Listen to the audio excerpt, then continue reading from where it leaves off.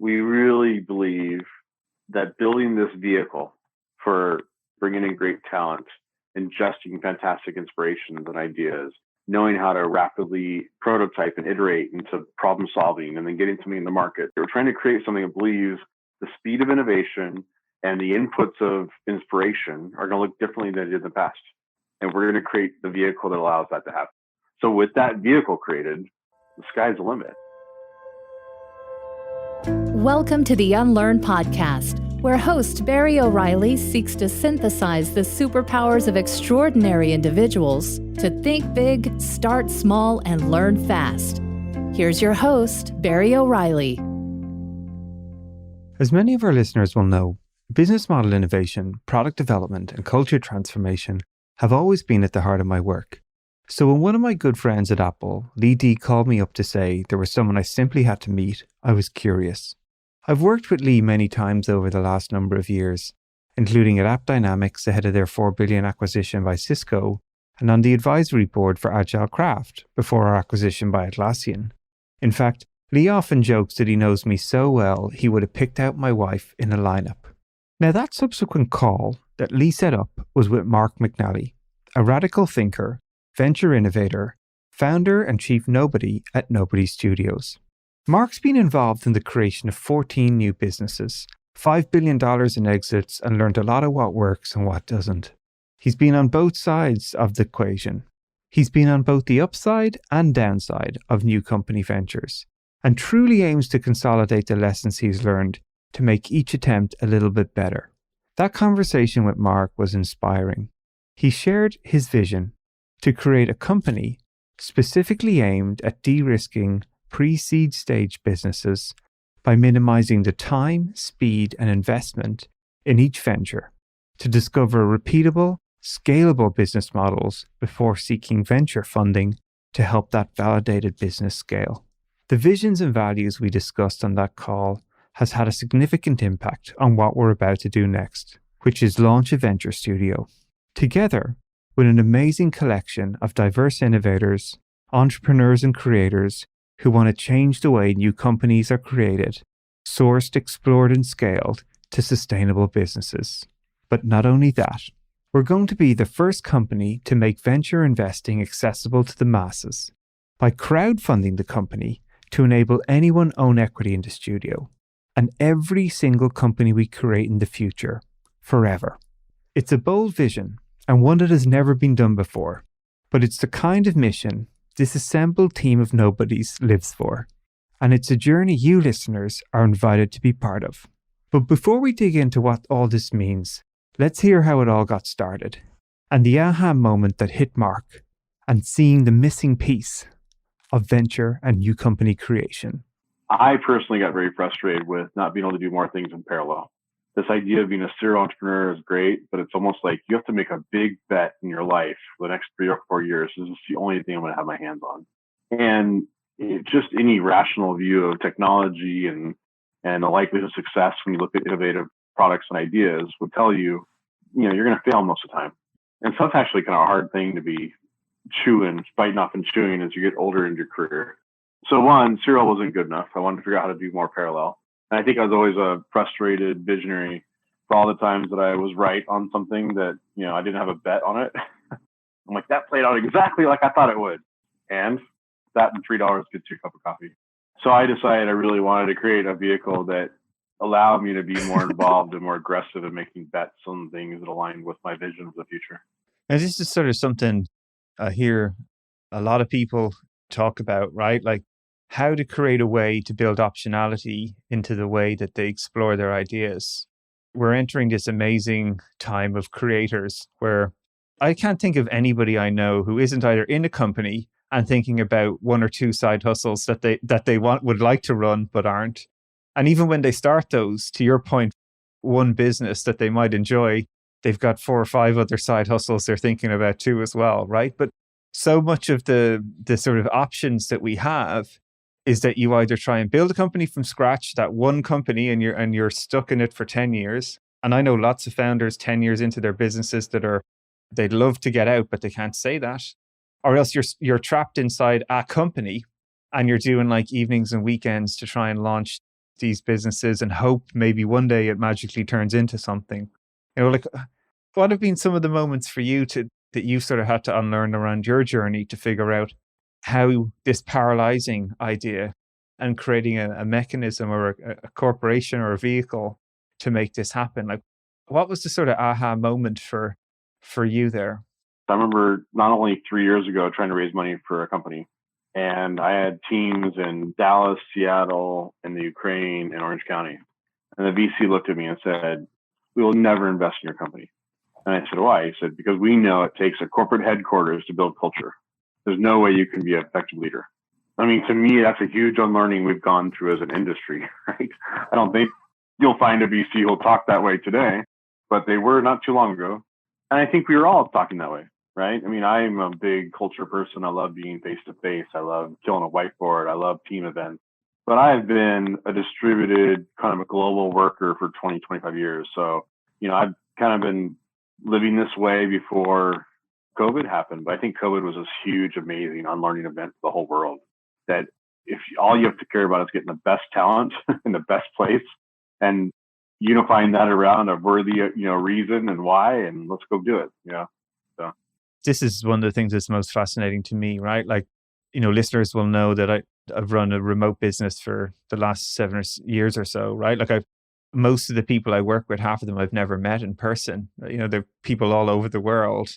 And we've just come through this sort of the biggest remote work experience or experiment really in human history. And it's been fascinating, right? Like, I think we've learned a lot of different things. Like personally, I've learned the power of actually having great collaboration tools, like how important that is for teams to be able to work together remotely, or different ways to move information sort of around a company. So important, like small little updates really frequently to different teams to keep people aligned, like really, really powerful.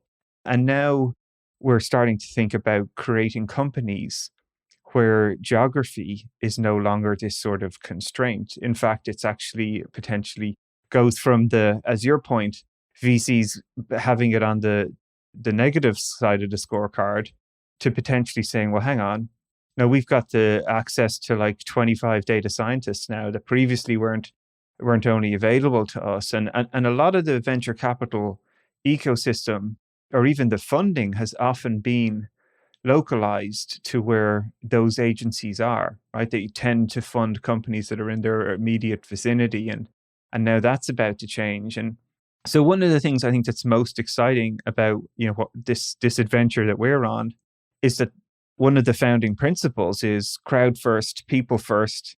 Pretty much anywhere in the world, if you've got ideas and you've got talent, like this is the chance to sort of come together and go after vision and purpose.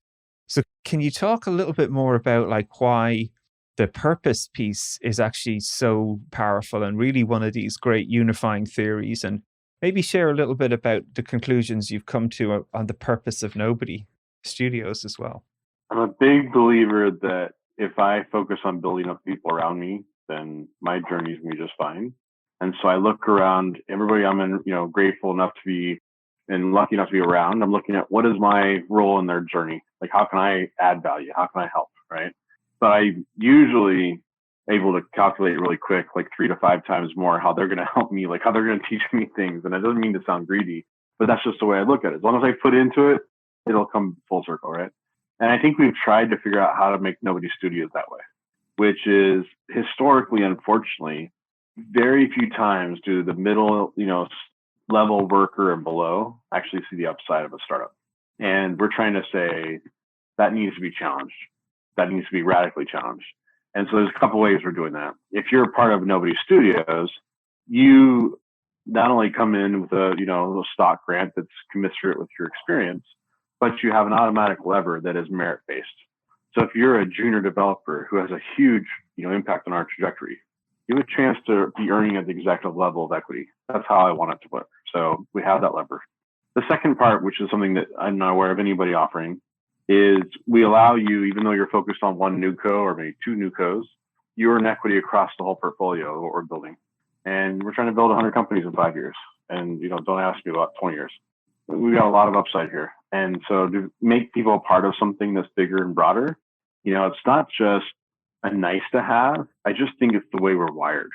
I often say that old middle-aged white guys, we like to criticize the millennials for thinking in 140 character, world. But the reality is we do too. I can notice from my middle-aged friends that if I text them something, if I get too long-winded, there's zero chance of response, right? We've all become the same thing. We want things in small, tiny little bite-sized kind of chunks. I think that that's one of the things we're offering to people who are getting involved in our organization right now is we're giving them this kind of really open access to how this grows, how this evolves. We can communicate with you in your language. Give us your ideas. Let's run with them, right? Let's figure out a way to turn these ideas into companies. And being that at that level, like down, taking our hats off and our diplomas off and all that fancy stuff and just going down to, hey, we want to learn. As much as we're mentoring people that are young, we're also letting them mentor us. And I think that's an important part of our power. This is one of the things I think is most fascinating to me, even about trying to create the studio. This ambition to create 100 compelling companies in 5 years with monthly recurring revenue over $100,000, right? Like these are meaningful companies to folks. And to create 100 companies, we're going to have to create 1,000 that nearly got there. And to create 1,000 that nearly got there, we're going to need to have 10,000 that were sort of hopefully got there, to probably 100,000 ideas that were started and some of them progressed and never did. Like building that sort of mechanism is probably, the most exciting thing I've thought about in years, right? Like we have this notion of continuous delivery where in software, any change can go to production in like seconds, right? The speed of from a developer checking something in to be live. And we're sort of thinking about extending that from the speed of thought. Like somebody has an idea, how quickly can we get that idea into the market? And we're going to have to do that hundreds of thousands of times over the next few years and build a system to do that. So, hey, how do you do that? Who knows? But it's pretty exciting to try and think about it. And think about it in such a broad context, right? From people all over the world coming together to offer those ideas, to work on those ideas, and also be rewarded for their contribution, right? I think this is a very unique sort of incentive structure where so many people are just sort of locked into a company and they get their paycheck and that's it, whatever. Maybe you try and start a business, but again, you're sort of stuck into that business and what you can do. But yet what we're trying to create here is almost like a thriving ecosystem of talent who can contribute to every idea that's under the sort of house of the studio.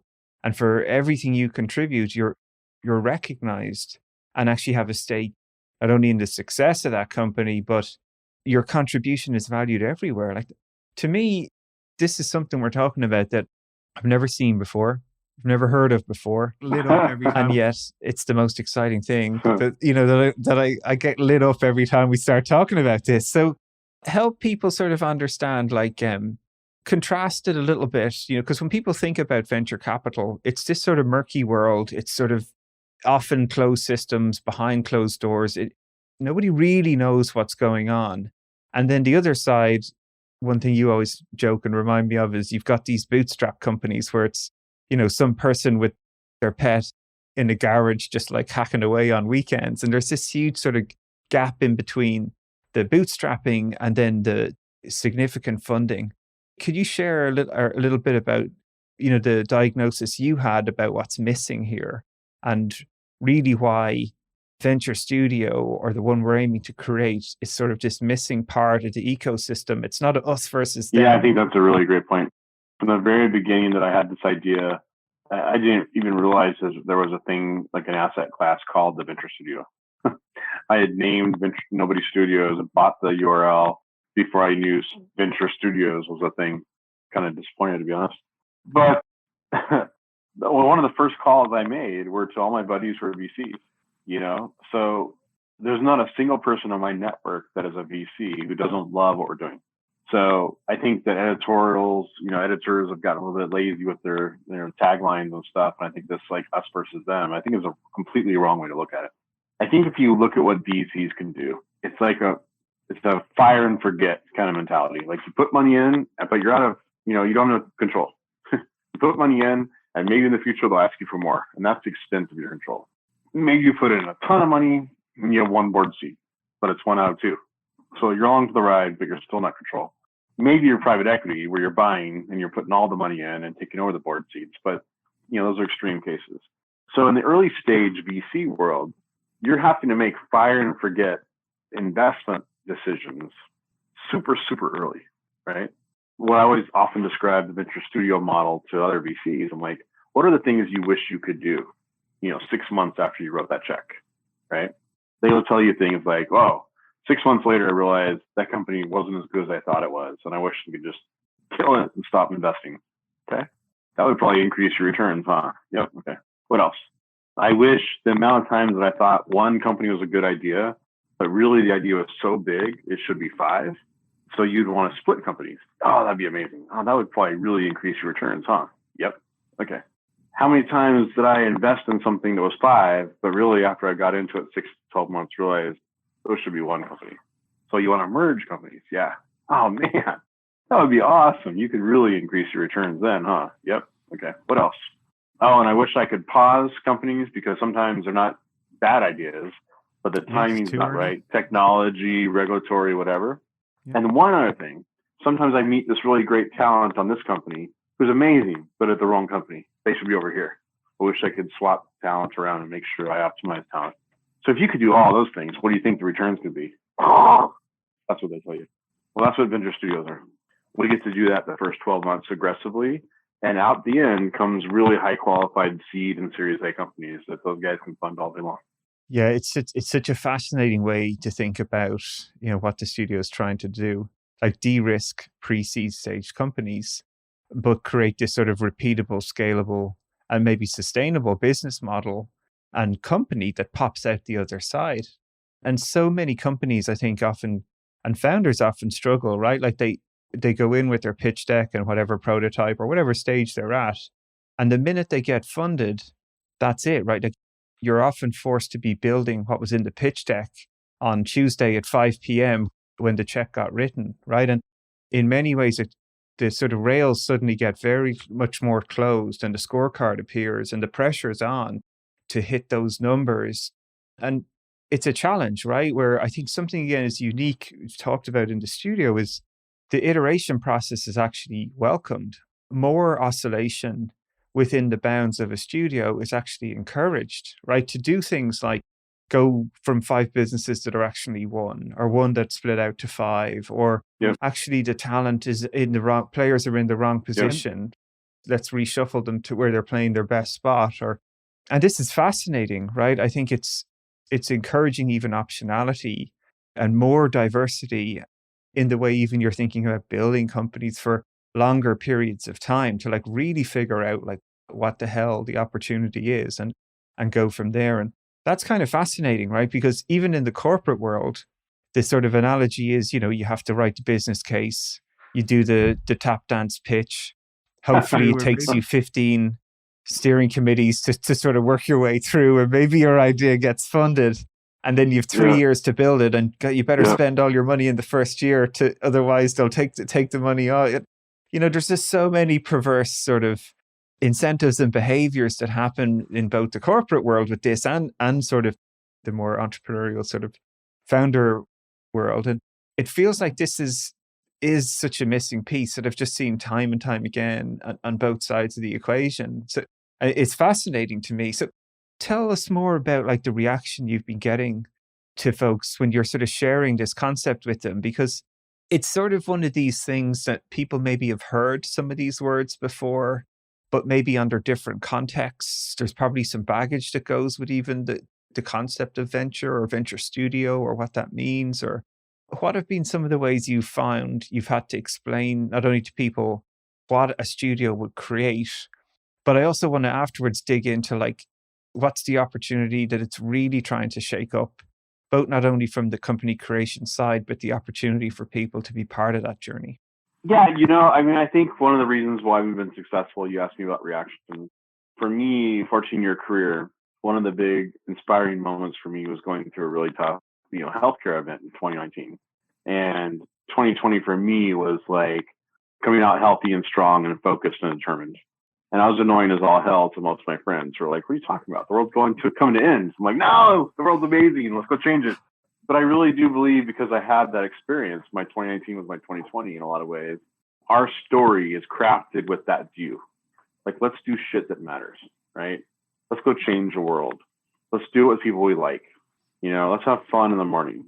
Let's not take ourselves too seriously. Like, there's certain things that came out of 2020 for a lot of people that maybe I was a little bit ahead of, but I was able to articulate in a way that was like, yeah, let's build that company, and I just think that builds steam, and I'm just very grateful for it. But, I always tell people, since literally it was me and my dog in the garage, this is what I think needs to exist. I'm going to do it. I don't know if it's right or not, but here's what we stand for.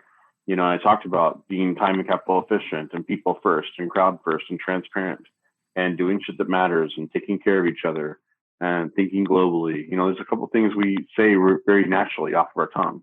And at the end of those conversations, usually people are excited, and I say, cool, I'm a big believer in self-selection. So, we need talent, we need capital, and we need influence. You might be able to contribute that. You might be able to know somebody who contributed that, one or all of those. I don't really care. Some people are giving us 40 hours a week on sweat equity. Some people are doing 1 hour a week and freelance. I just want the story to be out there as true and genuine and let it self-attract the right people to our journey. And so far, we've been very fortunate that people we've been able to attract. I love this idea of self-selection, because this is one of the first things, I think, when we first met.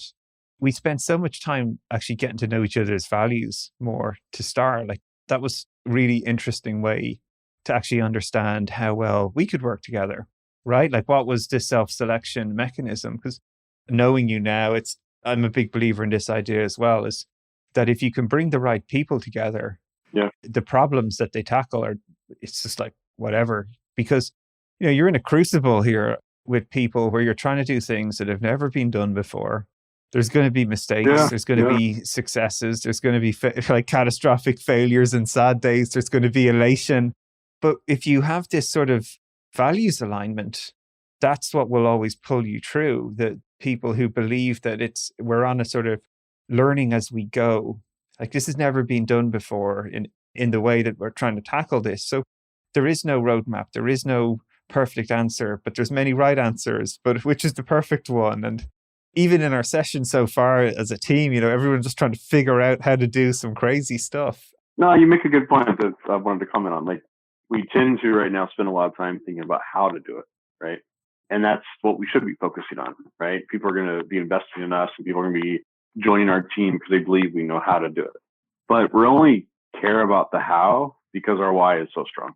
We really believe that building this vehicle for, again, bringing in great talent, ingesting fantastic inspirations and ideas, knowing how to rapidly prototype and iterate into problem solving, and then getting something in the market that solves those, that vehicle in of itself can cure cancer. Like, that's what we're trying to create. We're trying to create something that believes the speed of innovation and the inputs of inspiration are going to look differently than they did in the past. And we're going to create the vehicle that allows that to happen. So with that vehicle created, the sky's the limit, right? Like, I can get very focused on a very pedestrian product that, we're going to buy this for $1 and sell it for $4, and that makes the world go round. We have to do that. But the idea that this vehicle can and should be used for something bigger than that is certainly what gets me out of bed. Yeah, no, right on. It's inspiring stuff, right? So this is sort of one part of the picture, is just the company creation process and the aspiration, to be able to create these 100 companies over the course of 5 years, and just the pure velocity, volume, and quality of the amount of ideas that are going to have to go through that system, and how many people we're going to bring together from all these huge, different, disparate views, just to even get new companies to pop out. But the other side of the equation, I think, is just, this is where you've seen me get pretty excited about this over the last week or two, is that we're going to make this available for everybody to actually contribute to. So one of the other aspects of venture funding is, again, it's often reserved for a very sort of small group of extremely high net worth individuals. And it's, in many ways, it's sort of a little bit of a closed system, right? Like, how did the people get to make their first investments in Amazon, Facebook, Google, whatever you wanted to see that? Or the venture world as making it accessible for anyone to use it as a wealth creation opportunity, again, is so unique. And the fact that we're going to offer crowdfunding for pretty much any person out there to actually not own a stake in just one company or betting on just one company, but like betting on the company in many ways, our company that's going to create hundreds of companies. So you're, by definition, not only you having an opportunity to you get involved in venture in ways and like be there at the beginning of a company that could turn into, one of the next sort of global businesses. And anyone can do that, right? Like we're democratizing that opportunity for people, which to me, again, is something like really special. Whenever something's never been done before, I'm normally like, I'm in. I don't know what it is, but I'm in. Let's go figure it out. So share a little bit about doing this crowdfund with Start Engine, and what was another aha moment there? Because we're to unlearn really how venture investing could and maybe should be working for everyone, like democratizing that whole opportunity. Yeah. First of all, I think that the overall financial ecosystem of the venture capital on up is an important part of company creation. But I think that dynamics have changed that now forces us to have something new that didn't exist before. And ironically, that dynamic has been forced by, it used to be Wall Street controlled all the banks. The startup guys were sick of not being able to get money from the banks because they want EBITDA and, trailing earnings and stuff like that. So the money guys who sold their companies in Silicon Valley said, screw it, let's invest in other startup guys. And that's literally how the venture capital world, was created. I can sit across the guy with a cup of coffee and understand that he's smart and he's got the right idea, and I can fund him without going through banker applications, right? And then ironically, so what happened was, then they have this the banking world, which is the SEC, and the SEC is saying we have to protect small investors. So we shouldn't allow mom and pop and grandma and Joe Plumber to invest in companies because they probably don't know what they're doing, right? It'd be too easy for them to be shysters, right? Sold a bill of goods. So we're going to just take the easy route out. This is like 1920. They said, we're just going to say if you're a millionaire or above, then it's okay for you to invest in companies because you should know better. That was basically what they decided. Well, now the ironic thing has happened is that Wall Street is not getting the IPO pops that they used to see. So Wall Street is shifting their money earlier stage companies, which means companies are going out to public without this huge IPO spike they're used to, which is actually screwing middle Joe America. Middle Joe America, his mutual funds were dependent on that 11% a year. So it's ironic that now the big money went to the venture capital world and it's actually hurting the small guy. And the only thing stopping him from getting into the young company, the small guy, is that rule that says, we should only let millionaires get into young companies. So they changed that rule a couple of years ago under the Jobs Act, and it allowed this crowd equity law, which allows anybody, as long as the company's done the right things as far as filing their documents, their audits, that kind of thing, anybody can offer shares to the public, and it doesn't matter your net worth or your income, you can invest directly into companies. And it's this huge democratization. I think it's huge for the individual investor. I realize it's going to take more energy and effort, but I think there'll probably end up being funds and other people that kind of group around that. But I think for the individual investor to be a part of Facebook on day one, that's a 15,000 times return. I'm sure you could talk to any Joe Plumber and put $1,000 in for that, right? But he's not usually had access, he or she. So I love that. I also love that the democratization of ideas versus MBA spreadsheets. So being able to get the crowd to get excited about something and say, I support that, I like that, I'm going to build that, I'm going to support it with my $500, I think is immensely more powerful than going up and down Sand Hill Row at the early stage, right? I love the VC world when you have a validated company.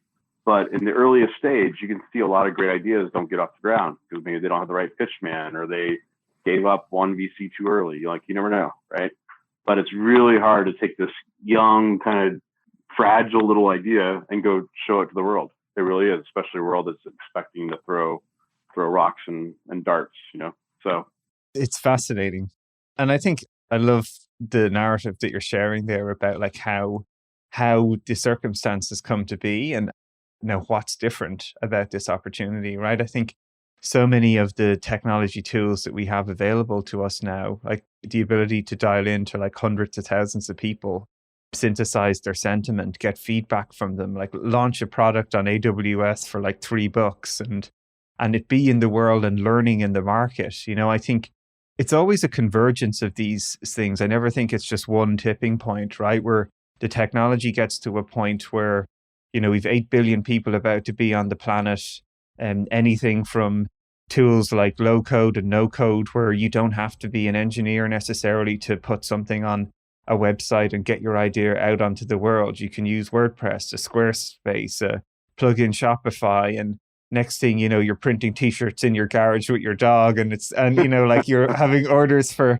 hundreds of thousands if it's something the crowd want, and it's so special that we have this opportunity to sort of unlock all these, not only creators, but the people can actually sort of invest in that movement, right? And the barriers come tumbling down. And again, to your point, it's not this sort of us versus them. I think everyone wants to create that narrative like there's some sort of battle, but it's really just this space that is emerging based on constraints that were there before suddenly disappearing, whether it's a change in the Jobs Act from a regulation point of view, whether the technology uplift is suddenly available. It's always a convergence of these sort of special things, and people understanding and that they can actually have an opportunity, or they can invest in a vehicle that is a company creation machine, rather than just feeling like they have to dive onto some stock picker and go, I don't know, what about this penny stock? You want to invest on that? Like, is that going to work? I think there's just a really unique sort of circumstance right here. And I think that's what's so exciting about what we're going to do at Nobody, basically. I just get pumped up talking about this all the time because I just think it's seminal, yeah. I totally agree. And I think that that's what, we represent to the investor as well. As we grow the team and we grow the people, we're going to be so brutally transparent, right? To love it or hate it about what we do right, what we do wrong, how we learn, how we evolve. And I just know the people we've already attracted are just some of the best I've worked with in my life. So I know we're going to keep that going. And they're going to be able to have direct interaction, right? And see our thinking, our thoughts, our lessons. And the idea that you as a small investor can be a part of that journey is exciting. But guess what? We have a wide open door in terms of an intellectual on-ramp. If somebody says, hey, I got an idea, or hey, I want to challenge you guys on something, like, well, let's talk. That's how we're wired. So I think for as much as for people to have access to that, I'm more excited to have access to them. So looking ahead then, like, we're obviously, you've been working on this from the garage from, a couple of months ago, or on the back of 2020. We're staring down the road at a crowdfund in a couple of weeks' time. Share a little bit about what you're excited about looking forward. This ability, as you say, to not only create on-ramps for talent to bring their ideas to life, but also to be part of the journey. Radical transparency is one of our values. We'll share, as much as we learn, the mistakes we make, we'll put that back out into the world to make it better, right? And share what we learn on this journey. But for you personally now, tell us what sort of the looking out about 2 to 3 years' time, what are you sort of like dreaming about in between probably staying awake at night as we're figuring out how to do this thing? Texting you at midnight? No. Yeah, I mean, when I started to say this, a year ago, I sounded crazy that we'd be at this spot that we're at today. So I'll continue to sound crazy. 3 years from now, we'll have unlimited resources available to us in terms of creating companies. And we'll be a global organization in terms of not just Nobody Studios North America, but EMEA, Asia, Latin America. But it's only going to be possible because we've gotten this thing right about what we've already done the first year. We got this idea. It's bigger than one person. That's why it's called Nobody.